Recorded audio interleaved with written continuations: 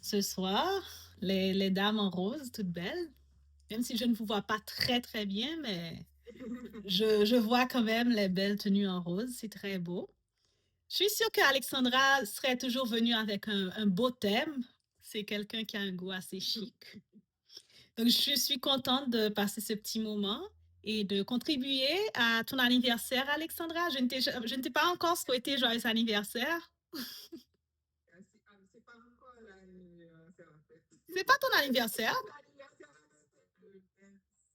Donc on commence à fêter. Mais c'est le 25 mai. Ah, mais tu as tout le mois, tu as tout le mois. Yeah, eh bien, Oui, je oui, pense c'est ça, merci.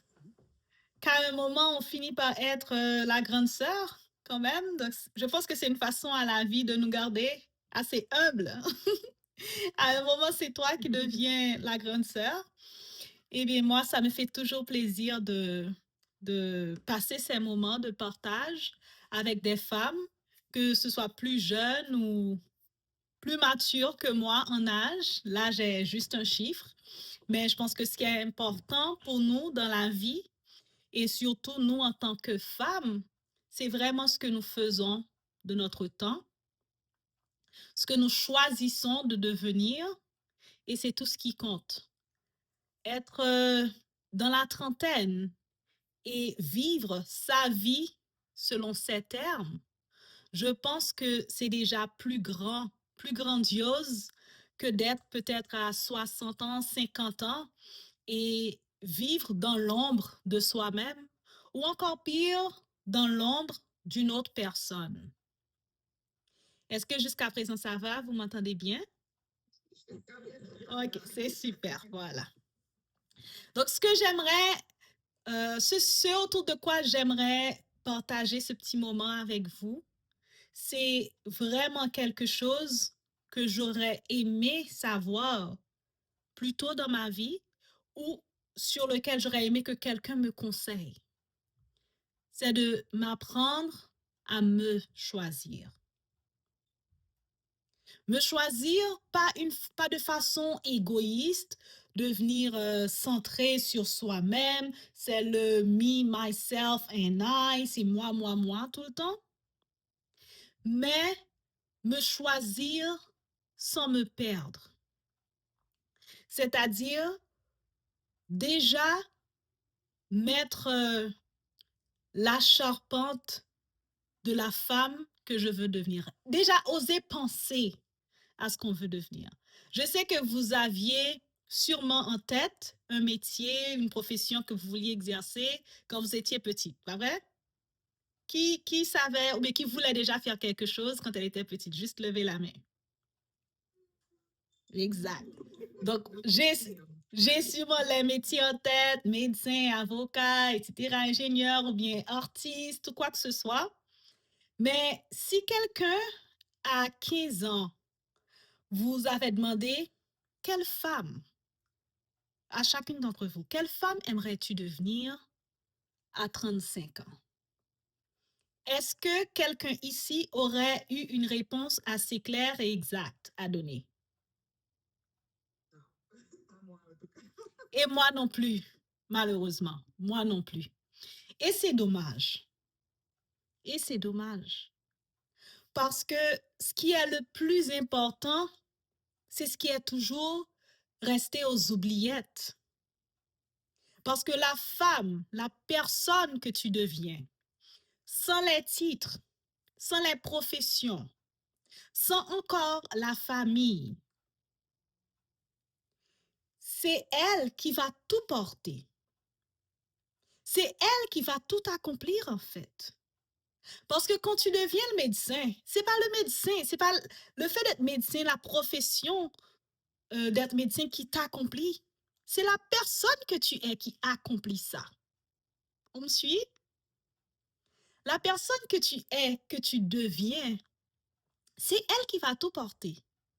Pourtant, on ne se soucie pas d'elle. On ne la questionne même pas. Parce qu'on n'est même pas éveillé à elle. On ne connaît même pas sa présence. On ne la voit pas. Donc, ça, c'est très dommage. Et souvent, Certaines finissent même par mourir sans être éveillées à cette question. Il y en a qui, avec l'âge leur fait grâce, comme on dit, avec l'âge vient la sagesse et tout. Arrivé à un moment de leur vie, peut-être dans la soixantaine, 80, elles ont finalement magasiné assez de connaissances sur elles-mêmes où maintenant elles peuvent dire qui elles sont. Ou peut-être même à ce moment-là, elles pourraient se choisir. Mais c'est pratiquement trop tard. Parce qu'au final, il n'y a presque plus rien de laisser à accomplir. Donc, c'est pour ça que ce soir, j'aimerais vraiment qu'on qu'on s'ouvre à cette idée de se choisir soi-même. Déjà à la base, c'est une causerie qui ne va pas durer beaucoup de temps, mais qui ne va pas être complétée non plus, malheureusement, parce que je vais vous laisser fêter entre vous. Mais au moins, amorcer. On va amorcer la question.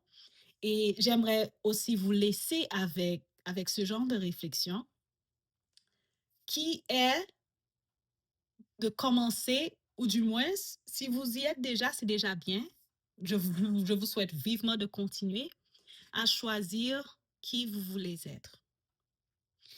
Et maintenant, j'aimerais entrer, je dirais, rapidement dans ce qu'on a appris assez petite. Quand, dès qu'on commence à grandir, on nous apprend, en tant que femme, par exemple, les petites filles, on nous apprend, pardon, à être bien mise, à être polie, à nous exprimer bien. Ce sont toutes de bonnes choses là. Ce n'est pas ça le problème. On nous apprend le pouvoir de la performance. On nous demande de bien faire pour que la maîtresse nous trouve bien, pour que le papa, la maman nous félicite et tout. Donc, on nous apprend à être bien pour, pour un regard externe, que ce soit nos parents, euh, notre famille, les grands-oncles et les grandes-tantes, les grands-mères, le professeur, la maîtresse, ou plus tard, pour un mari. Donc, tout ce qu'on nous donne comme bagage, par exemple, on apprend à la petite fille à nettoyer, à faire le ménage pour pouvoir s'occuper de sa maison. Plus tard, quand elle sera mariée, on lui apprend à cuisiner pour pouvoir prendre bien soin de son mari. Je répète encore, il n'y a pas de mal à cela, hein? Mais ce que je veux surtout pointer du doigt, c'est le fait que tout ce qu'on nous apprend à faire, ou bien tout ce qu'on veut insérer en nous comme bagage, c'est pour pouvoir servir à, je dirais, quelque chose d'externe, c'est-à-dire pour être une bonne épouse, pour être une bonne maman, c'est pas vraiment d'abord pour vous enrichir vous-même en tant que personne. Et c'est ça, je pense, qui est dommage dans la chose. Et bien sûr, ça continue, ça nous suit jusqu'à plus tard. Ou maintenant, ça devient comme un réflexe en nous, où tout ce qu'on fait, c'est pour pouvoir être vu, être choisi. Et qu'on se perde soi-même, si on nous questionne vraiment sur qui es-tu, où tu vas commencer à dire ta profession, ce que tu fais, tu es maman, tu es mariée, mais qui es-tu, toi, en tant que personne, en tant que femme, en tant qu'être humain? C'est pas juste de connaître ses goûts, les plats qu'on aime, euh, le style vestimentaire qu'on aime. Et ça, c'est des choses qui paraissent évidentes, mais malheureusement, certaines femmes ne peuvent même pas affirmer tout à fait ce qu'elles aiment, quel style vestimentaire elles aiment. Parce que même ces choix-là, qui peuvent paraître assez banals, ont été guidés par quelqu'un d'autre ou selon les goûts d'une autre personne. Certaines ont pris du temps, par exemple, pour découvrir quel type de vêtements elles aiment porter, pour découvrir vraiment le type de chanson qu'elles aiment, le genre musical qu'elles aiment. Des choses qui paraissent, encore une fois, assez banales, mais qui ne le sont pas toujours. Ce que j'aimerais aussi souligner, c'est que, comme je l'ai dit au départ, se choisir, ce n'est pas être égoïste. Au contraire, vous allez voir, si vous faites le choix consciemment et intentionnellement, vous allez voir comment ça rejaillit sur votre entourage. Parce que parfois, on ne laisse même pas à la jeune fille, à la jeune femme, le, le, le choix ou bien l'espace pour se choisir elle-même. Comme quoi, ça la ferait seulement se concentrer sur sa personne. Mais c'est seulement pour celles qui ont fait l'expérience de se choisir, d'apprendre à s'écouter soi-même, d'apprendre à fixer des limites par rapport dans leurs relations avec les autres, que ce soit des relations amicales, professionnelles, entre collègues au bureau, à vraiment établir des standards par rapport à comment elles-mêmes elles se traitent et à comment elles vont accepter que les autres les traitent. Et pour ces femmes qui ont fait ce travail en elles, on voit comment le fait d'avoir pris ce temps de se connaître, de choisir qui elles veulent être, comment ça les rend meilleures, une meilleure épouse, une meilleure amie, une meilleure professionnelle, une meilleure collègue. Donc, si vous pensez que c'est quelque chose d'égoïste, je vous suggère seulement d'oser et vous allez voir comment ça vous rend meilleur encore pour les autres. Donc, si vous voulez rendre aux autres une meilleure version de vous-même, je vous invite à vous choisir intentionnellement. C'est pas juste à self-care, se faire belle et tout. Ça aussi, c'est bien, ça en fait partie d'exprimer votre amour pour vous-même en vous pouponnant, en prenant bien soin de vous, mais surtout en faisant même ce qui est le plus difficile. En choisissant des disciplines, par exemple, à vous imposer.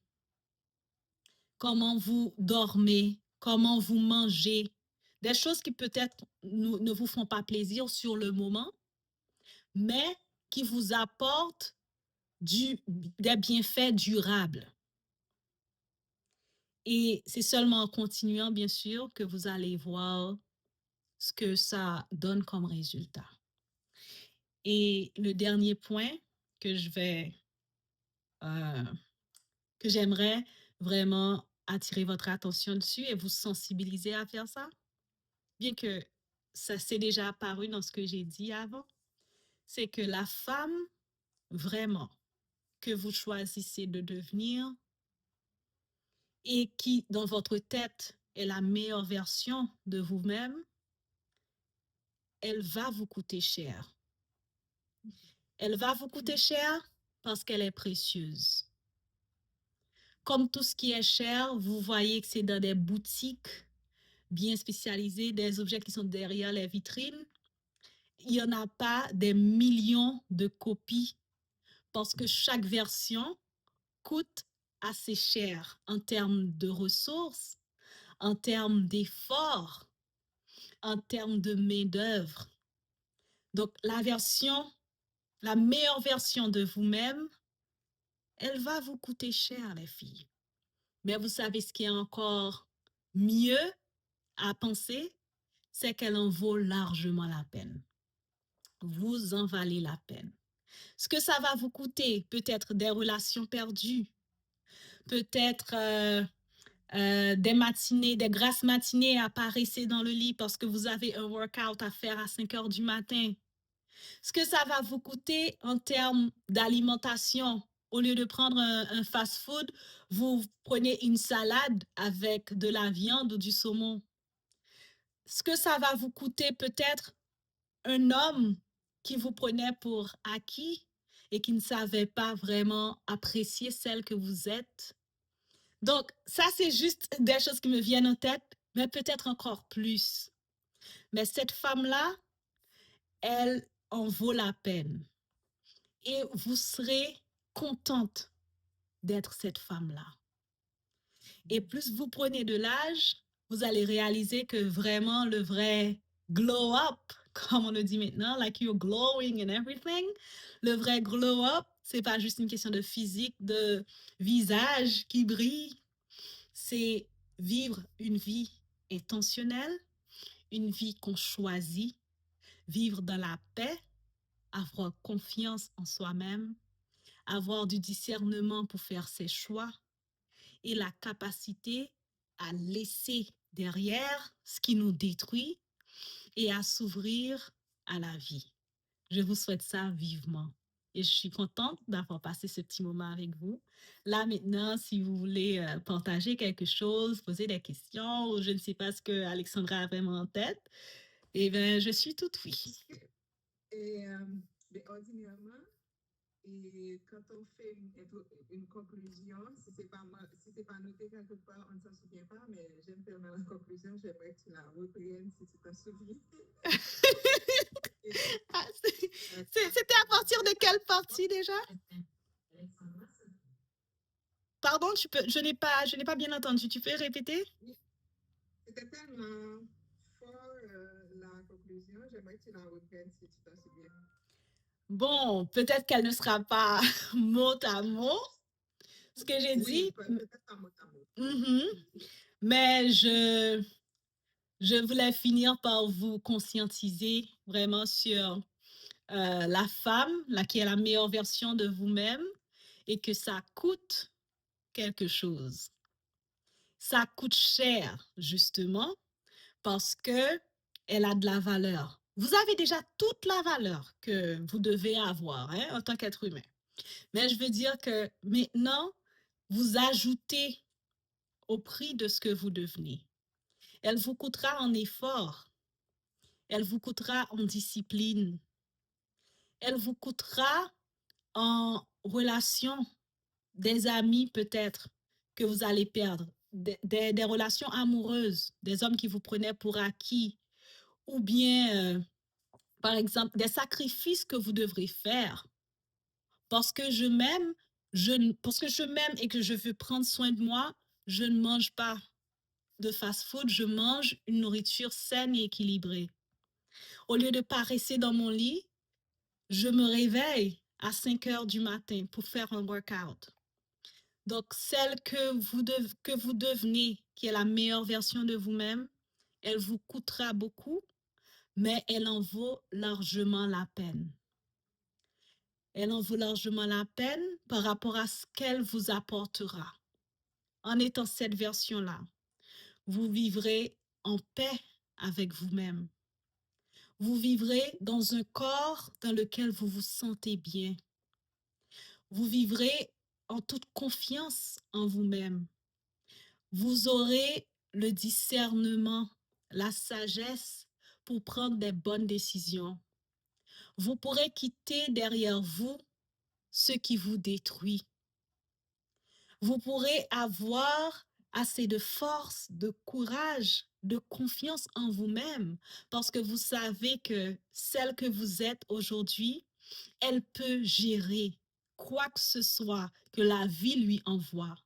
Donc, vous n'aurez plus à mendier votre place car elle est là pour vous. C'est vous qui la prenez. Vous n'attendez pas qu'on vous la donne. Et cette version de vous-même, elle vous apportera tellement de bien qu'elle vaut chaque petit effort, qu'elle vaut chaque sacrifice que vous faites pour elle. Et je vous souhaite vivement de devenir cette version-là de vous-même. Merci. Ben, on peut applaudir. Merci.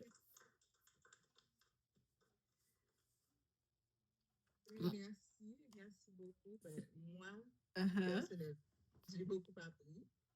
de cette petite causerie-là.